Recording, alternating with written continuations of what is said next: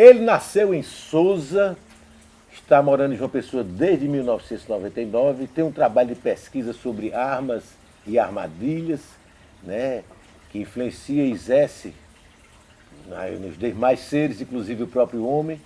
É um artista plástico, já trabalhou com várias outras vertentes também. Eu tenho o prazer aqui de trazer no Nossa Gente Edilson Parra, que vem conversar um pouquinho sobre arte e cultura. É isso, Edilson. Grande prazer, viu? Estar Obrigado aqui pelo você convite. No Nossa Gente. Edilson, esse trabalho aí que você faz de pesquisa sobre arma e armadilhas, né, que exerce certa influência, não só nos seres em geral, né? Eu queria que você falasse um pouquinho sobre isso. Então, essa pesquisa ela tem início em duas referências, né? A partir do meu trabalho como artista visual e tendo exercido a função de diretor do zoológico aqui na capital, o Parque Zoobotânico Arruda Câmara, durante quase 7 anos.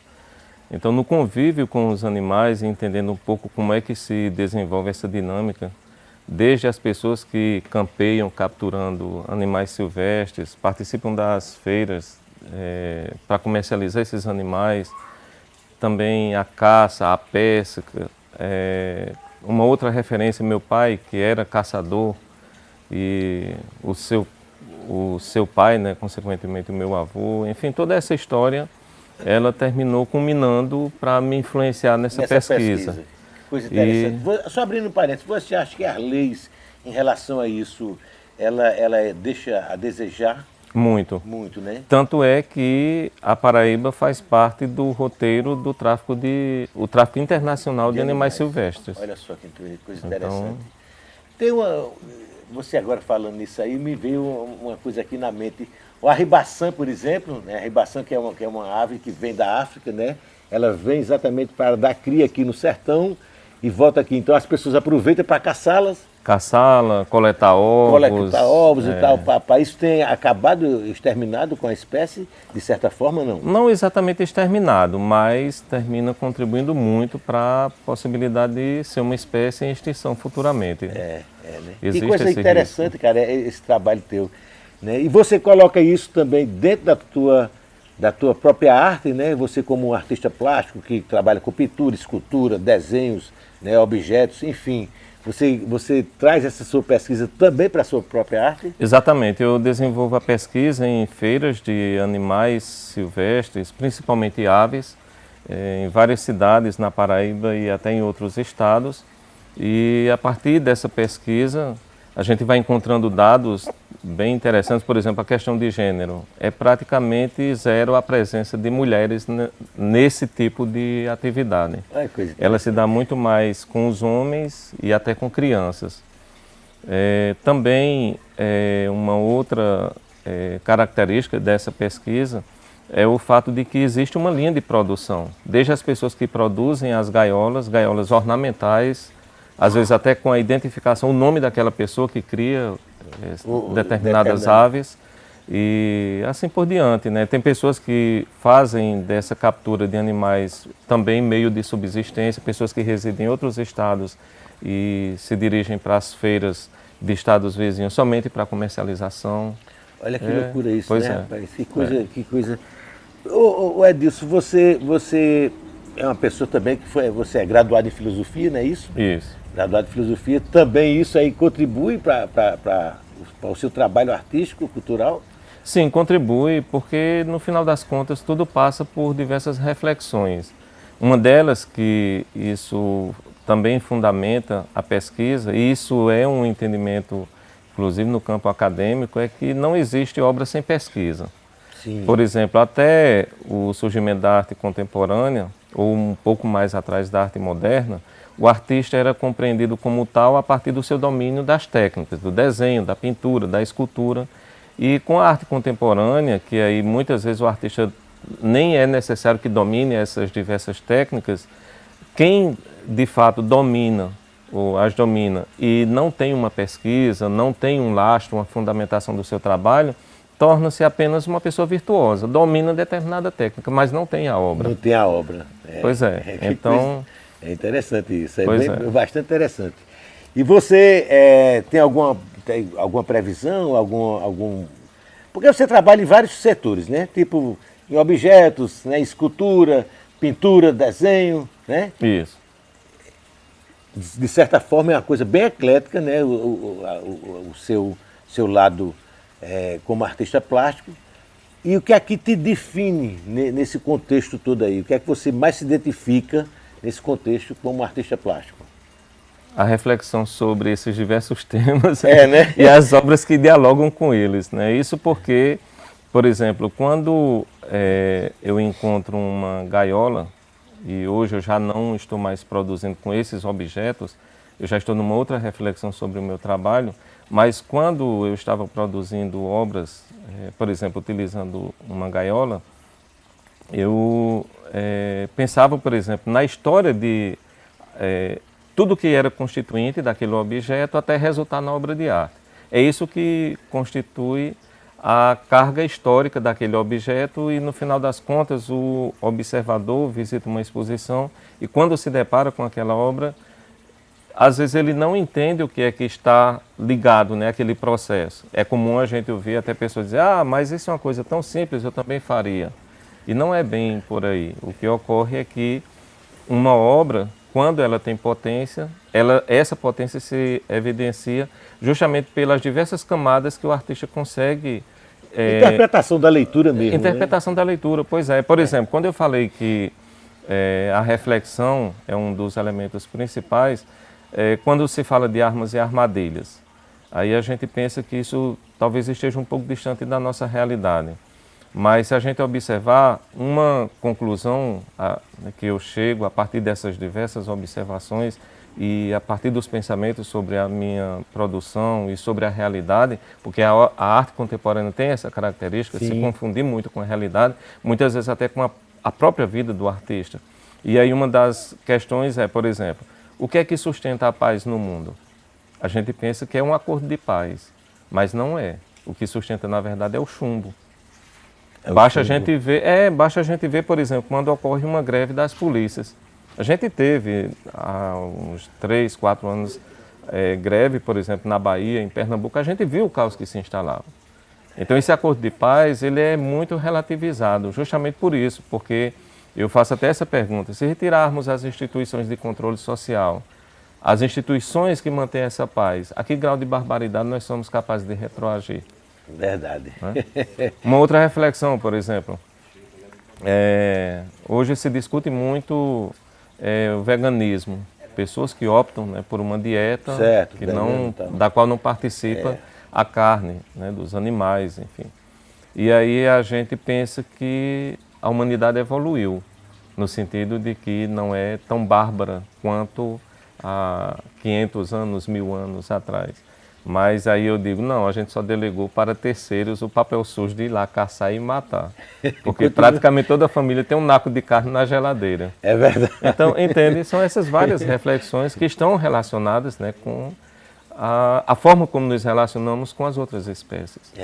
Isso é uma coisa cultural, né? É uma coisa cultural que vai passando de geração para geração. Dificilmente eu acho que você hoje tem essa como é que eu diria, essa opção de você quebrar radicalmente isso aí, porque já é da natureza humana, né, de matar. Né? O ser humano nasceu matando, desde o homem das cavernas, né, quando você fazia uma caça, o cara já matava o cara para comer aquela caça. Quer dizer, tem uma coisa aí que parece que entrou no inconsciente, né? E isso é terrível. Eu concordo, assim, eu não sou vegano, mas eu acho que você comer o animal realmente... Eu estou até me policiando e até me torturando também, assim, porque também eu como, mas é ruim isso, né? Eu também não sou vegano. Certo. Eu já observo isso. Mas você Tudo não isso você faz come parte carne, de uma observação. Como? Né? Tudo isso faz parte das reflexões. Né? Exatamente. Dentro dessa sua pesquisa entre armas e armadilhas, você coloca isso bem claro, deixa isso claro para as pessoas? Sim, de forma textual, inclusive. Né? Você escreveu algum livro? Não livro, mas tem fundamentações nos diálogos com curadores. Geralmente uma exposição, ela requer a participação da curadoria. Da curadoria, exatamente. E aí eu tenho textos escritos por curadores e os textos, eles são resultados do diálogo e do acompanhamento do curador, da curadora, junto ao trabalho do artista.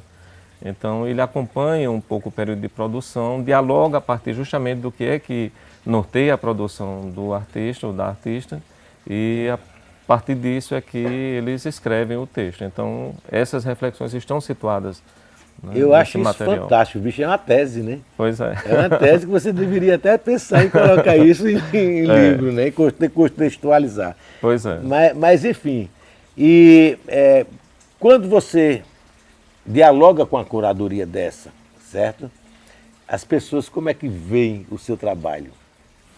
Geralmente o curador, ele tem a... Porque não deixa de ser uma curiosidade, né? Pois é. Uma coisa nova. Eu queria saber a reação dos curadores. Em a relação curadoria tem uma importância muito grande porque ela facilita justamente esse caminho.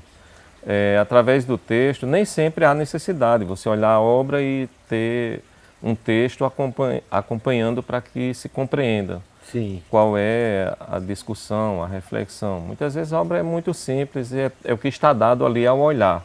Mas às vezes existem obras que há necessidade do texto e aí o curador é que tem propriedade para dizer sobre essas questões. Ele explicar, né? Exato. Exato. Tem uma outra pesquisa que eu desenvolvo que é também, aí está relacionado a armas e armadilhas, a gente vai observando as sutilezas, por exemplo, a linguagem. A linguagem ela é muito utilizada como uma armadilha, principalmente no comércio. A tentativa de vender o objeto e tudo mais. E aí, falando de linguagem, um dos objetos de pesquisa são os ícones utilizados na linguagem virtual, dos smartphones, principalmente nos smartphones, né? Quando você observa aquele conjunto de aplicativos, todos eles são identificados por símbolos, signos. Quando a gente fala WhatsApp, Instagram, então todos eles têm um determinado ícone. E é uma linguagem universal. O ícone que se identifica numa língua é em qualquer outra língua, qualquer outro país. Então, a questão que eu observo é mais ou menos, né, parte de uma pergunta. Caso a gente pensasse deixar para a posteridade alguma referência desse momento que nós estamos vivendo, o que seria mais relevante do ponto de vista das descobertas da humanidade? Eu penso, posso estar enganado, mas eu penso que essa tecnologia, essa forma de comunicação, ela talvez seja o advento mais importante depois da invenção da roda e da eletricidade. Que ela identifica imediatamente, né? É de imediato e é universal, né? Pois é. E o curioso é que nós estamos na pré-história disso. Nós estamos nesse advento, né? O surgimento dessa tecnologia.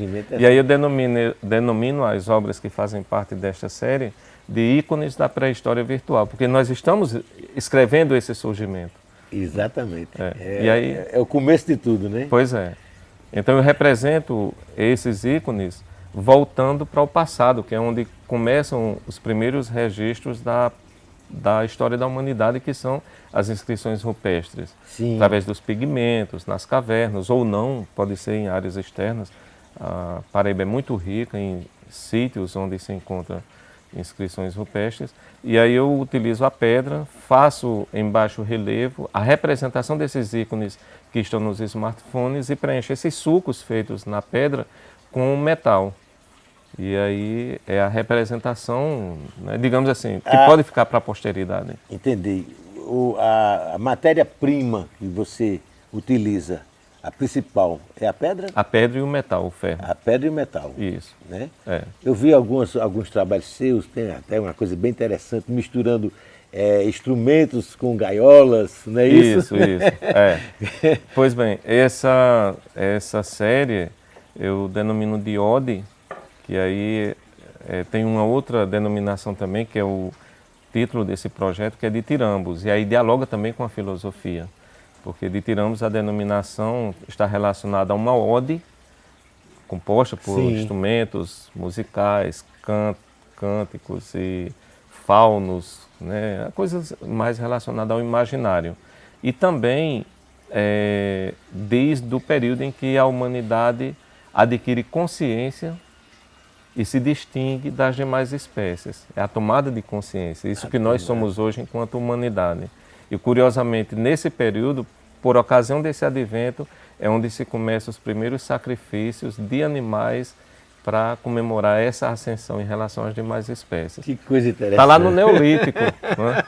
Pois é. Coisa interessante. Edilson, a gente vai conversar depois, eu quero saber sobre as suas exposições, seus prêmios, né? Você já recebeu vários prêmios, né, como artista plástico, mas a gente vai conversar isso daqui a pouquinho, depois dos comerciais.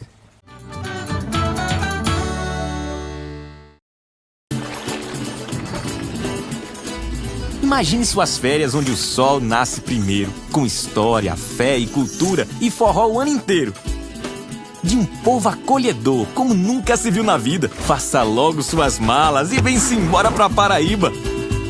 Nós temos um litoral de águas verdes quentinhas, um rio que corre pro mar, um forte Santa Catarina, cores e tantos sabores, e uma natureza tão linda. Não pense nem duas vezes, vem-se embora pra Paraíba. O maior São João do mundo é feito lá em Campina. Rapel na pedra da boca, Hollywood nordestina, pegada de dinossauro, beleza que só bexiga. Homem, o que tu tá esperando? Vem-se embora pra Paraíba. Nessas férias, deixa a Paraíba te surpreender. Vai ser um prazer arretado te receber. Governo da Paraíba.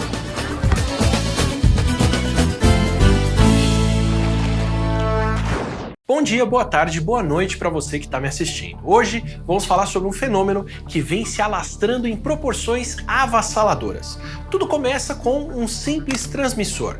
Uma pessoa que passa para o seu grupo familiar, que espalha para sua comunidade e rapidinho temos um grande número de pessoas contaminadas. Parece até o espalhamento de um vírus.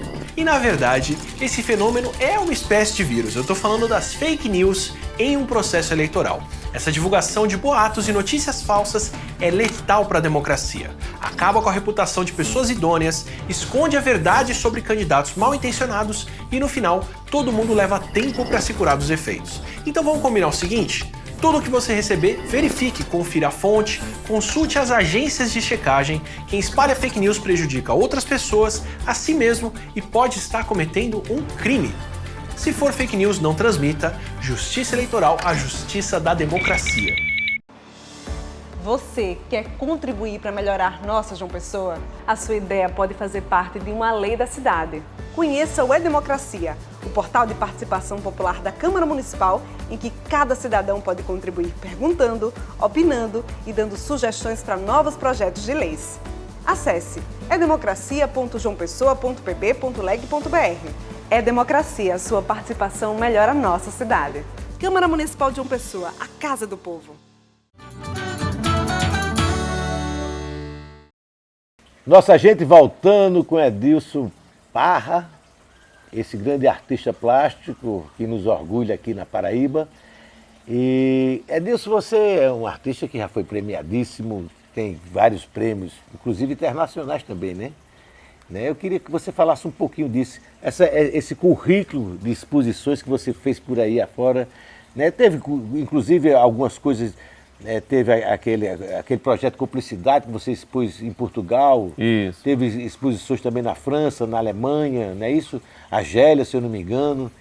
Quer dizer, seu trabalho já deu uma passeada boa aí por outro universo, né? Com a França e a Argélia foi um projeto de intercâmbio entre Brasil e esses outros dois países que resultou numa exposição de esculturas em grandes dimensões num parque em Marseille durante a Copa do Mundo em 98. Ah, que coisa interessante. E eram esculturas em grandes formatos, constituiu-se uma equipe de artistas desses três países. Na França, eles produziram a base para receber a complementação que resultaria nessas esculturas. E tem esculturas com até 5 metros de altura. E a base eram aquilo que compõe a bola, os pentágonos e hexágonos. Ah, tá. Quer dizer, já fizeram um link com a Copa do Mundo. Isso. Foi a forma comum de poder trabalhar nesses três países os diversos elementos relacionados à cultura de cada um e depois juntar todos compondo essas bolas. Então...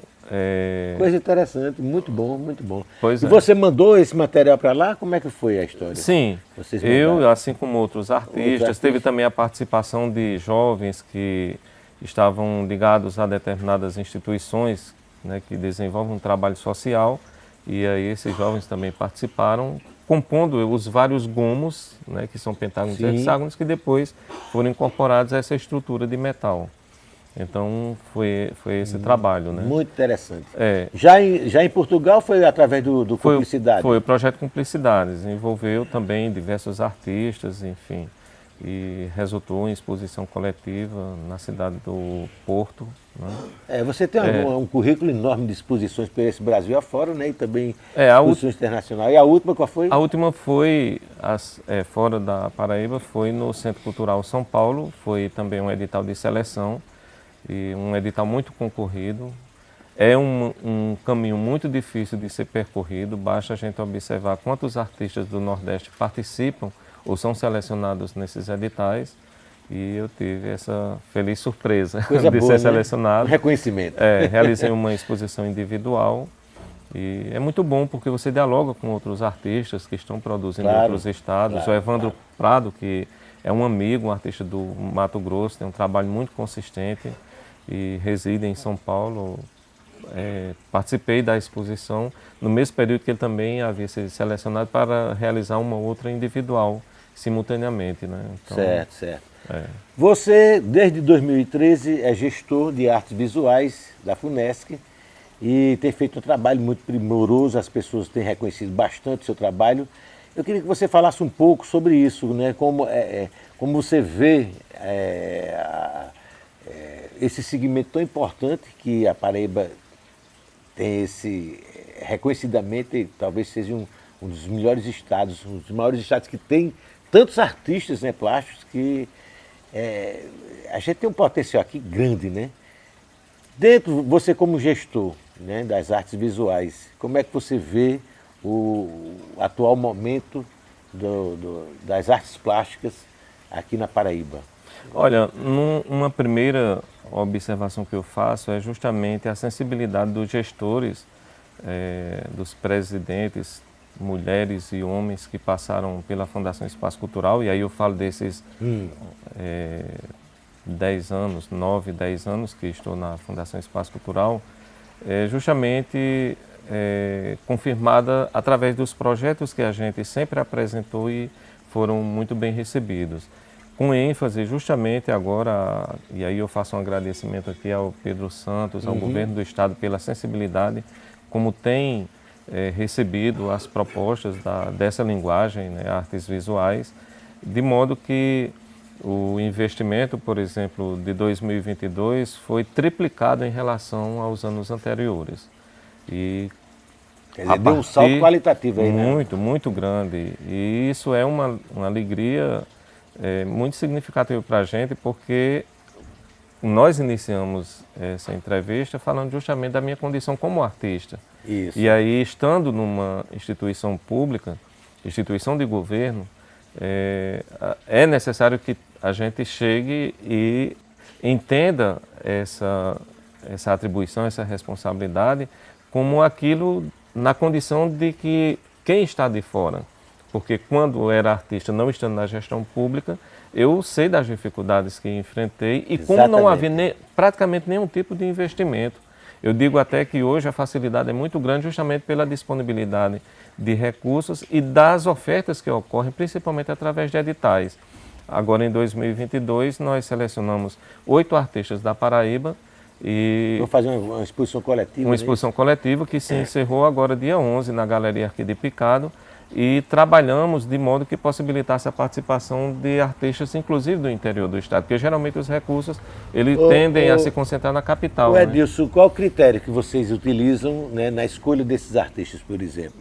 Né? Existe algum critério ou é através do próprio edital que ele vai determinar? Existem critérios estabelecidos nos editais e são eles que norteiam o trabalho da comissão de seleção. Ah, tá. E aí se observa currículo, o tempo que o artista vem produzindo, o que norteia a sua pesquisa, quais são os fundamentos, de que modo a produção dialoga com a realidade, com os problemas sociais, essas várias questões é o que norteia o trabalho da comissão de seleção. Interessantíssimo. E você tem notado que tem aparecido novos talentos? Sim, sem dúvida. Tem Quando demais, você né? disse que a Paraíba é um estado, né, um celeiro, com essa, né? pois é, um celeiro, né, com essa capacidade de gerar novos artistas, eu acho incrível como isso se repete a cada década, né? Vão surgindo novos artistas e muitos com uma potência muito grande no seu trabalho.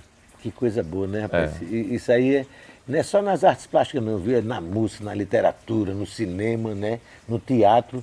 A gente tem esse diferencial, um potencial. Acho que a Paraíba talvez seja um dos estados que mais tenha talentos em todos os sentidos, em todos os segmentos da cultura. Pois é, isso é resultado do investimento. Quando a gente vê esse absurdo que ocorreu agora com a obra de Di Cavalcanti, por exemplo, né, nessa invasão que ocorreu lá nesses nos três poderes, então é muito claro isso. Quando não se tem educação, não se tem investimento em educação, em cultura, em conhecimento da realidade, o resultado vai ser sempre esse. E aí, quando você fala isso, né, por exemplo, em outras linguagens, realmente existe essa mesma característica de surgir muitos artistas novos e com um trabalho muito consistente, é resultado justamente desse investimento. Quando a gente olha, por exemplo, a Fundação Espaço Cultural, ela foi criada por uma pessoa que tinha uma ligação muito forte com a música, né? Buriti. E aí a gente observa esse resultado hoje na música. Por exemplo, na linguagem de música, quando eu entrei na Fundação Espaço Cultural, foi criado um projeto que, nessa primeira edição, resultou num CD. Na última edição que esse mesmo projeto ocorreu, a produção que foi coletada a partir das inscrições resultou em 4 CDs. Isso é resultado justamente desse investimento. E ele começa lá atrás, no surgimento da Fundação Espaço Cultural, quando houve um investimento maciço, principalmente na música. Quando a gente observa, por exemplo, a música trabalhada a partir das ações de governo, ela tem a cadeia de produção praticamente completa.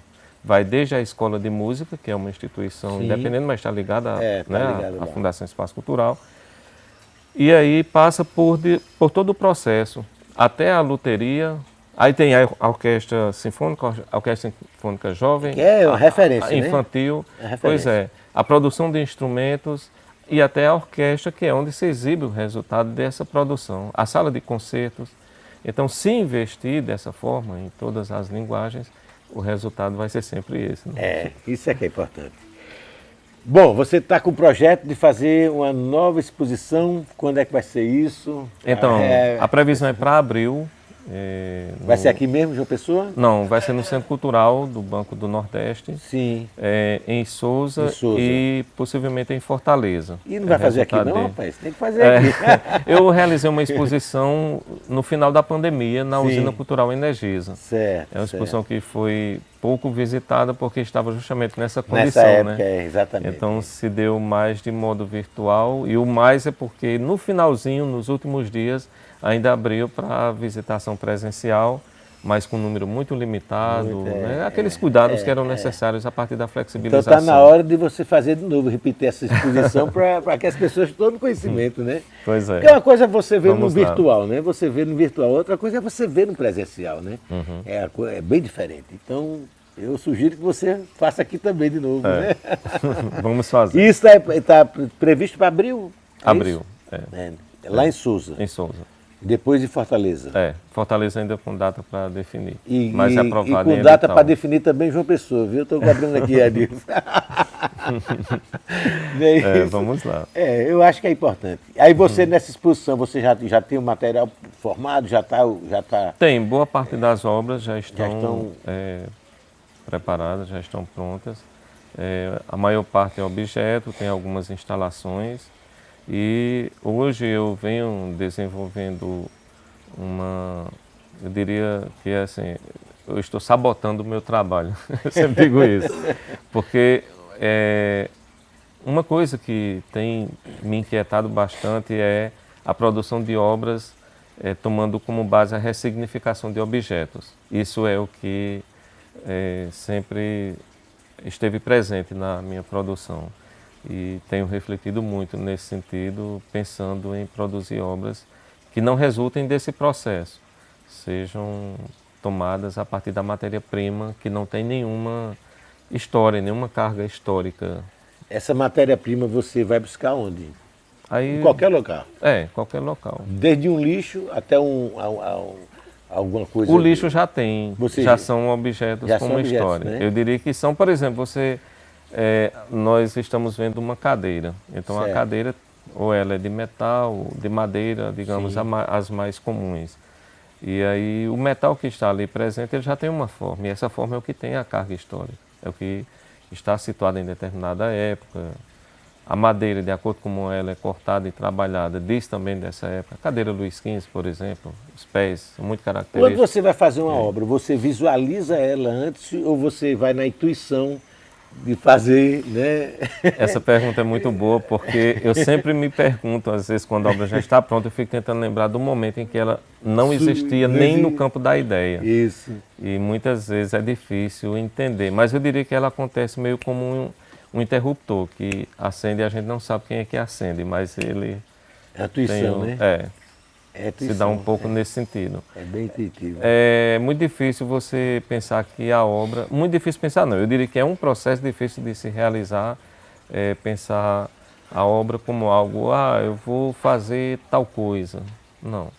É um conjunto, na verdade, que vai se aglutinando e Quer dizer, termina emergindo. Não tem aquela coisa de premeditar, vou fazer uma obra assim na cabeça, não. Você Não. vai na intuição, quer dizer, a inspiração vem espontaneamente, né? E daqui a pouco, quando você vê, está diante de um trabalho que você nem imaginava que seria aquilo. É. É mais ou menos isso? Pois é, isso é o que caracteriza a obra e o artista, é a capacidade de imergir e depois submergir com essas coisas que se denominam como obra de arte, que não estão dadas, não estão ali na realidade cotidiana. Oh, coisa boa. Edilson, grande prazer, grande alegria você ter participado aqui, atendido o nosso convite, né, do nossa gente. Um prazer mesmo. Prazer grande, viu? Volte sempre, Obrigado. tá? Se quiser dar algum recado aí para seus... Apenas dizer que as pessoas leiam mais, visitem as exposições, participem de eventos culturais. Isso é o que nos traz alegria e Isso. dá sentido à nossa existência. É verdade, verdade. É isso aí, gente. Nossa gente, encerrando aqui com Edilson Parra, esse grande artista plástico, gestor de artes visuais também. E aguardamos você sempre na sexta-feira, às 19h30. Nossa gente.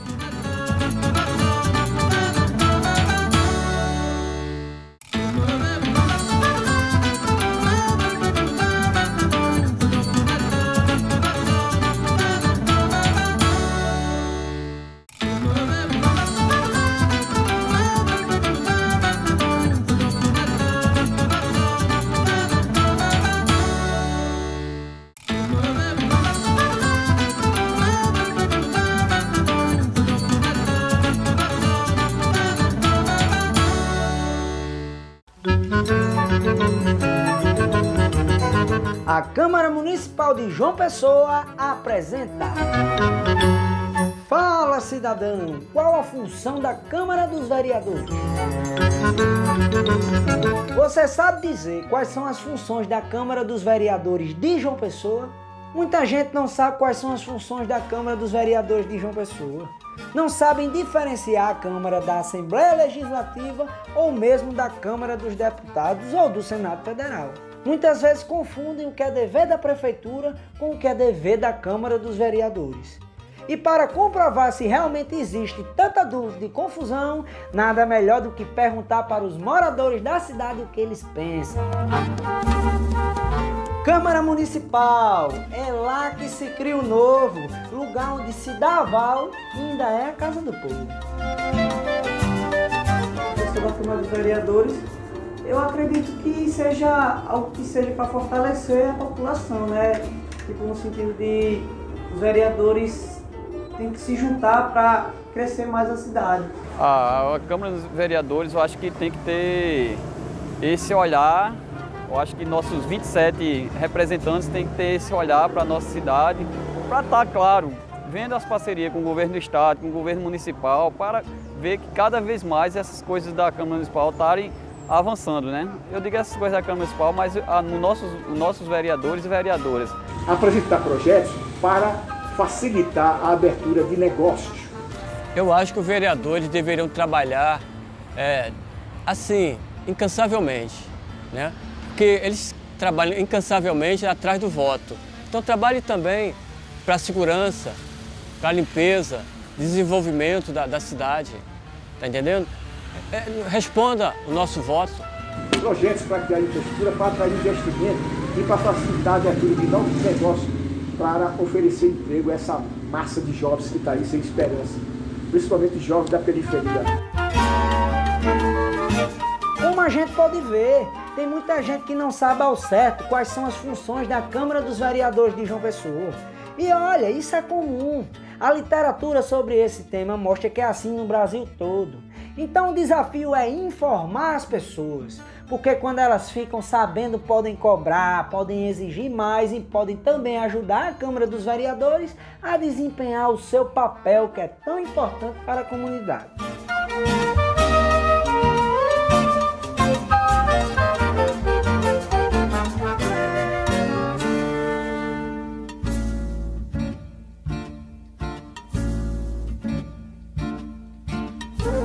Um oferecimento Câmara Municipal de João Pessoa.